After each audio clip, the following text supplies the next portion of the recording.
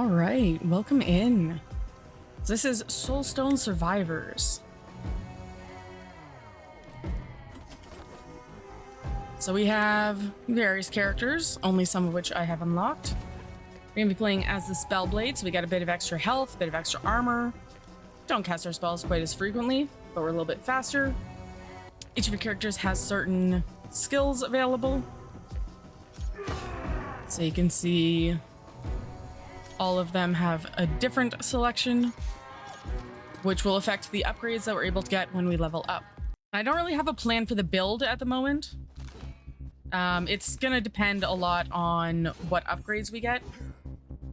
So we start off with just a forward slash. I have auto aim on, but we can override that by right clicking, which I tend to do when bosses spawn in. But when we're just fighting mobs, I don't mind auto aim. So these maps are finite and relatively small if you're used to something like Vampire Survivors or Halls of Torment that have very expansive maps. So here's the bottom edge. And throughout the run, we'll have various resources spawning in as little ore nodes, basically. We'll also get healing crystals spawning in as well, and it'll give us arrows to those. Let's pick up Venomous, so all of my attacks will have 30% chance to apply poison.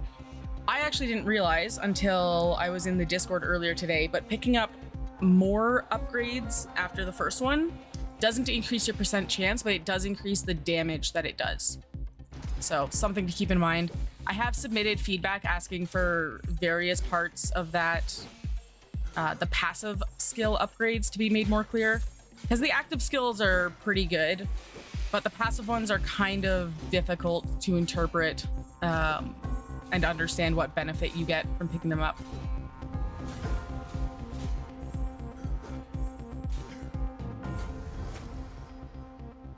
So active skills, as you can see, they each have different skill types.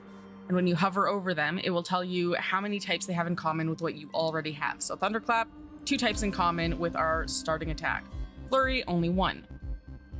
So our basic slash is an arcane swing, frontal, and physical attack. This is frontal and physical, so it will go where I'm looking.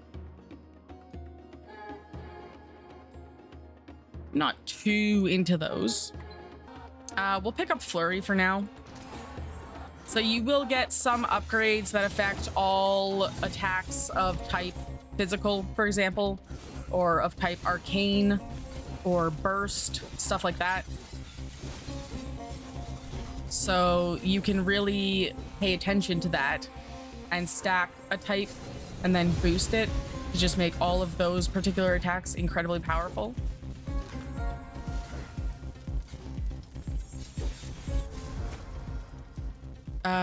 Crits have a chance of applying bleed, increased crit damage, area. We'll go with just brutal strikes. And we might want to think about increasing our crit chance as well, if we see that upgrade. It can get easy to lose track of what upgrades you have. Magnetic is always good, because the more XP you pick up, the more you get to upgrade. And therefore the more powerful you become. So you can see our little healing crystal icon over on the right there. We were at full health, so I wasn't particularly concerned about it, but we'll head over there now that we've taken a little bit of damage. So 3 types and 1 type, so it's swing, frontal, and physical. So it only shares physical with the second one. Sure, let's take uppercut. We're not going very spell with our Spellblade yet. So we kill the healing crystal, we get some heals. Critical damage chance, but we have a rare magnetic, so I'm gonna pick that one up. There isn't a lot of loot goblining you can do in this game, or this genre of games, but to whatever extent I can, I like to go for that. I'm not gonna pick up multicast, even though it's epic, because I'm not sure if I'm going to keep Flurry forever. I am instead going to pick up a touch of ice, 40% chance of applying slow, and that's all attacks. So I think I mentioned this in a Halls of Torment video. I don't tend to go for critical upgrades too often because those are very much, they only apply every once in a while, right? And I'm much more about things that apply every time or have a chance of applying every time.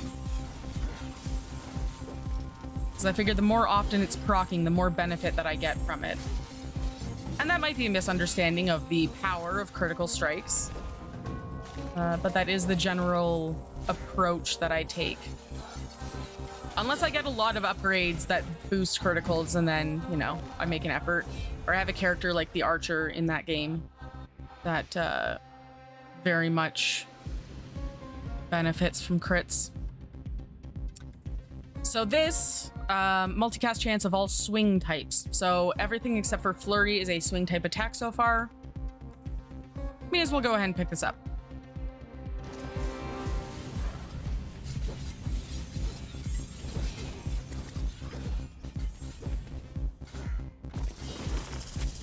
I actually want to avoid destroying that crystal.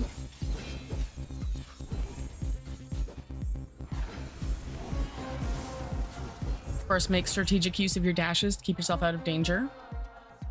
That would only buff my basic attack. You can replace this as well. Once you fill all of your active skills, you can choose what to replace, including your starting one. So we're not inherently tied to Slash. We'll go ahead and level it. We probably also want to buff area. I think it's an area. Oh no, it's not. It's arcane. Interesting. So this is a swing. We're going very heavy on the blade attacks. So this is where I will start aiming to make sure that we're always doing as much damage to the boss as we can. So this is Alexi the Plague Bearer. So shoots poison. Makes sense.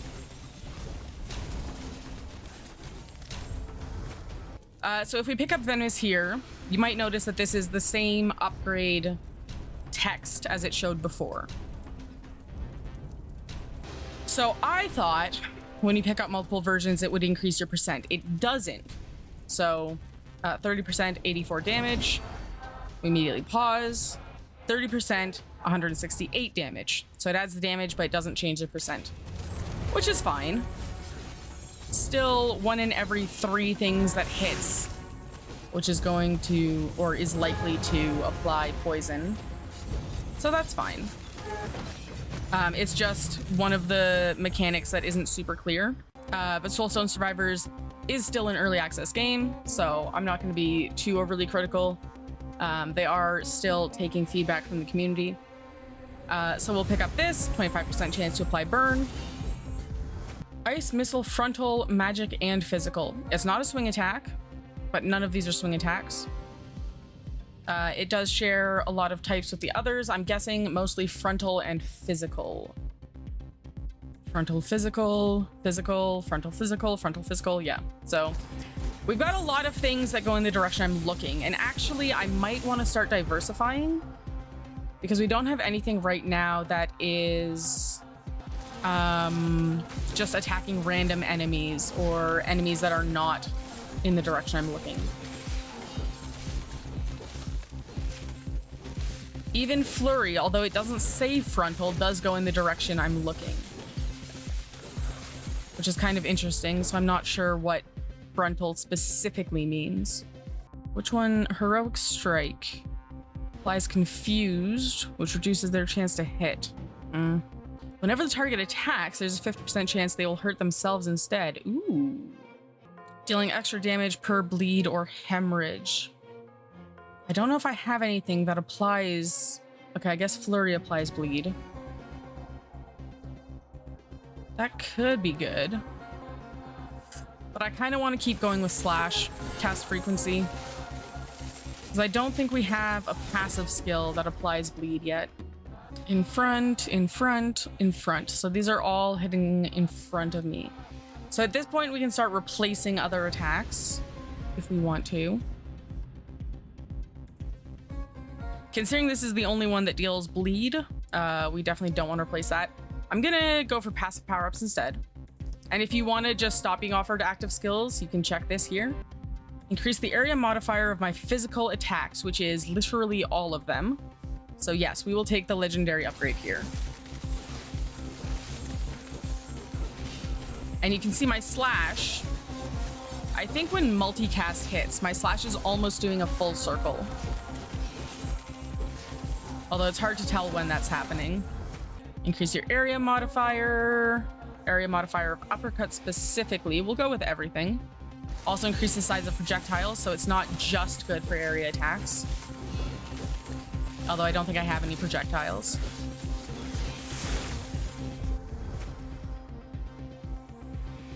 I think we'll go with the flurry upgrade. Got little dinosaurs. I really dig the music in this game. It's very different than a lot of other games. Okay, so active skills, you can also have empower skills. Empower you and all your nearby allies, increasing the multicast modifier by 50% for 10 seconds. It's got almost a 30-second cooldown. I'm actually gonna replace the Frostbolt.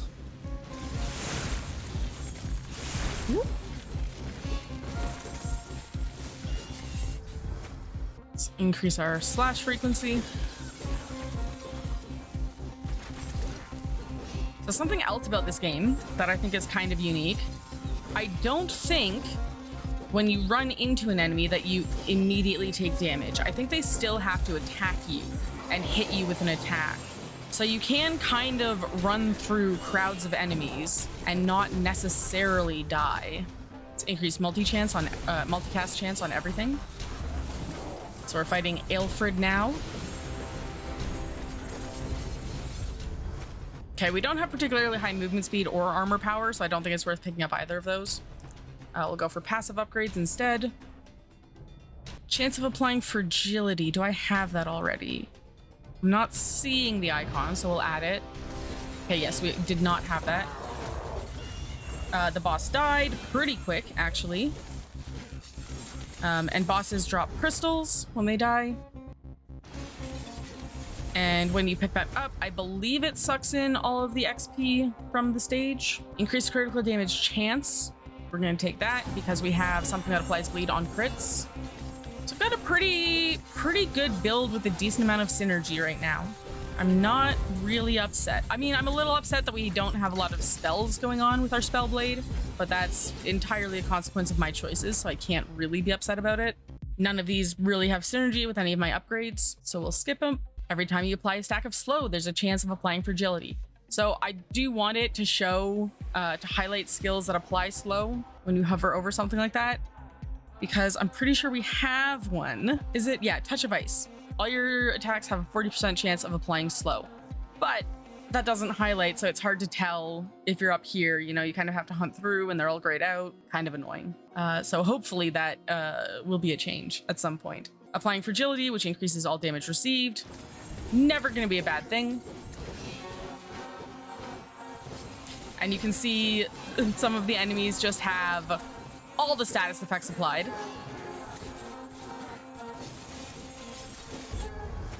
Increase movement speed. All your attacks have a chance of applying Doom. I am actually going to take the movement speed. Even though I like Doom, I like applying status effects. We haven't picked up any movement speed modifiers. One of the worst things that can happen in these sorts of games is getting hit by an enemy and just not being able to get away from them quickly enough. Increase the potency of the buff from the arcane power skill. Yeah. So I don't know if that takes it up to 95%. 73%. Okay. I don't actually know which one is additive and which one is multiplicative, but that it is that type of percentage upgrade. 50% and then 45% equals 73%. And so we summon bosses by killing a certain number of enemies, which is also kind of a neat approach. So your run could take a very long amount of time or a very short amount of time, depending on decisions you make. I'm actually going to just skip all of these. And we'll increase the potency of our venomous upgrade. So I believe we have 3 stacks of that now.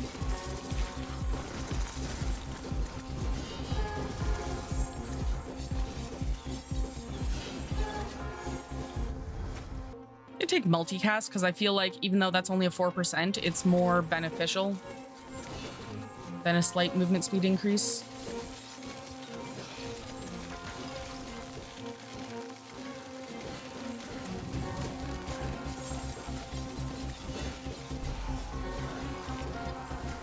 Gonna go around the map a little bit now, looking for upgrades because it's been a while since I've made a patrol. Looking for the materials, these ore stones. Each of the levels has different types of upgrade materials.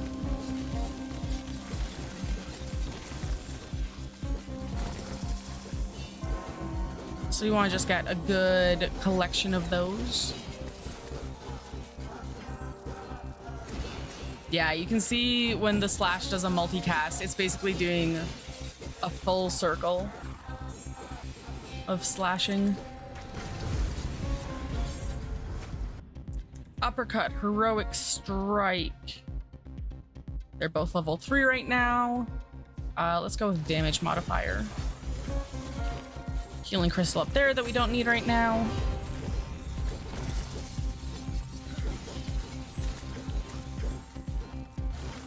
We are almost about to get a new boss. About 30 more kills. All right, the Chaos Bringer. I've only fought this guy a couple of times, so I'm not super familiar with his attacks. I'm gonna pick up damage increase for our basic attack.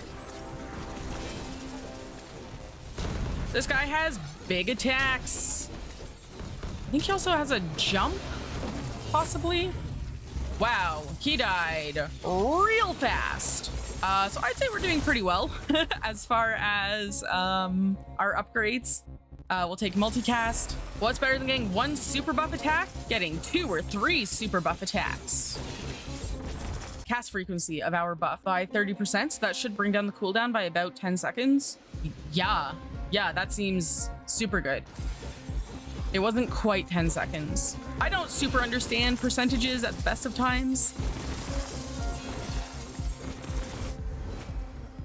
We'll increase the damage of our basic attack. Check it from 248 to 293.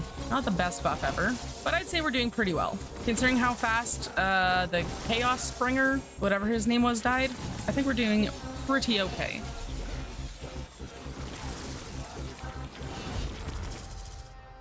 I think we just have the 1 stack of combustion so far. Yeah. I like lowering cooldowns. Cast frequency is good. Cast frequency, aka attack speed, I think is what that's normally called in other games.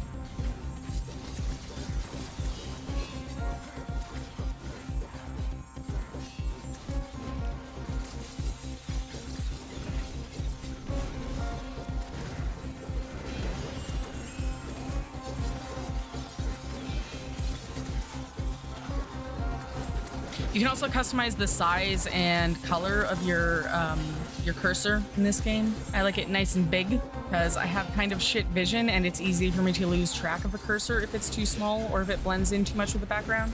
This blue on the sand is nice and visible. Let's pick up the extra stack of spontaneous combustion. So now we do 126 damage, which is just a straight doubling of 63. So there are various like quality of life things that I would like to see in this game, but I think it's got really, really good bones.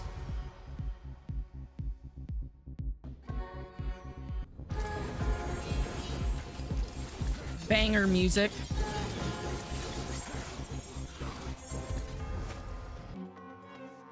We definitely picked up 1 frailty. So this should increase all damage received by 6%. Nice. Incarnation of Ice. All right. How quickly do you die? Ooh, a homing ice attack. I don't think I've seen that before. Like, I've definitely fought this guy. I don't know if I was, like, oblivious or if he didn't use that attack, but I definitely did not remember seeing that.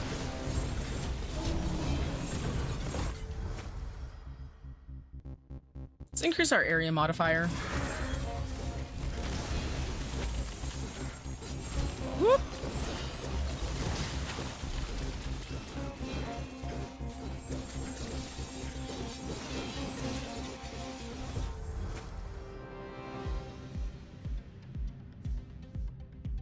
Arcane disc, so this has boomerang kind of firing.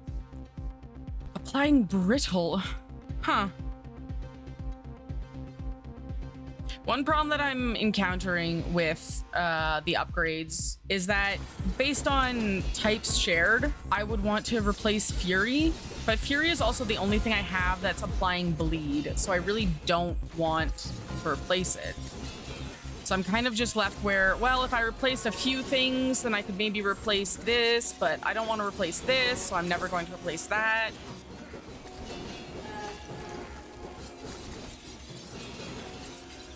Hello, you're big boys.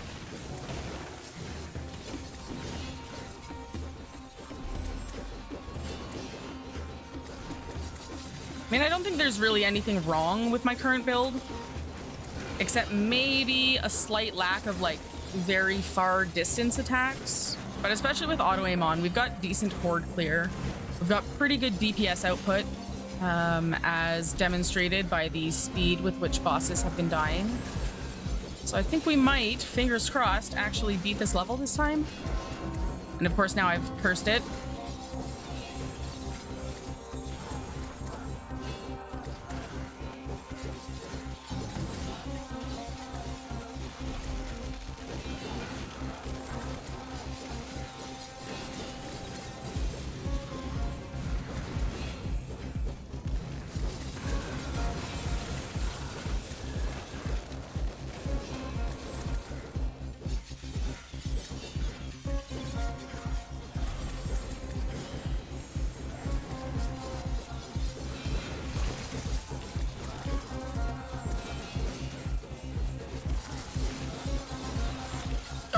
Those status effects.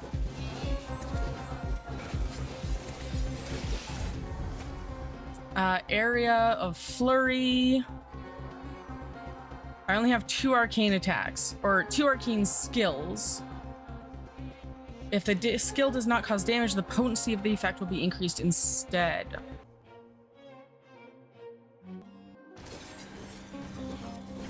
Wait, that didn't change.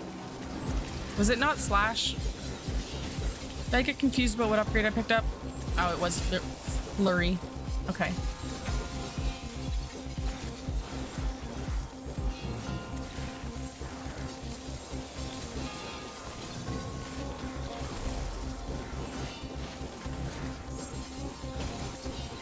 Okay.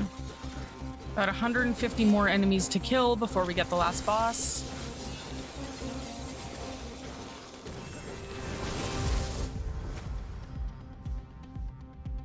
All right, let's add Fateful Strikes. We now have a chance to apply Doom as well.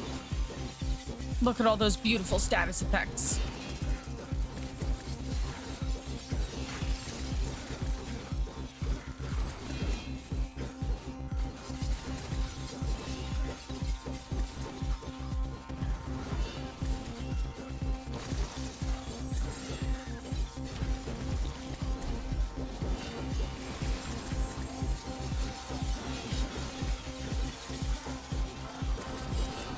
Man, we didn't even get my favorite music track for this level.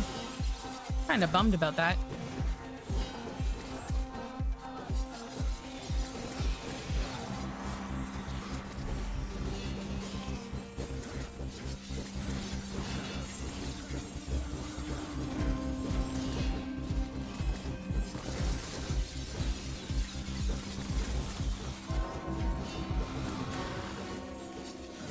Okay, Incarnation of Fire. It's down there.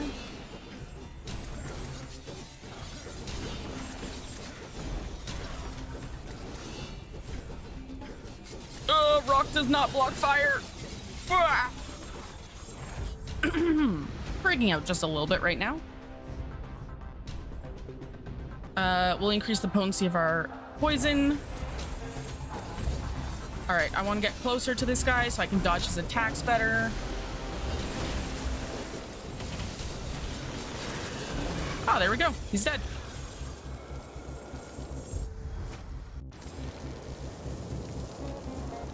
Return through the portal.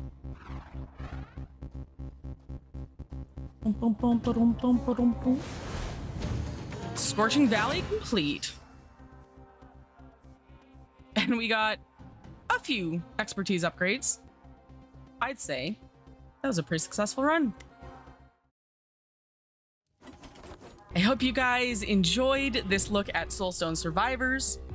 It's a very interesting game. I'm really excited to see, hopefully they bring in some quality of life things, make some of the upgrade information a little more clear. But aside from that, I think it's a pretty polished game. Thank you for hanging out. Thank you for watching the video. Hope you enjoyed it. Let me know if you have any builds that you'd like to see me try out, or any similar games that you think I would really enjoy.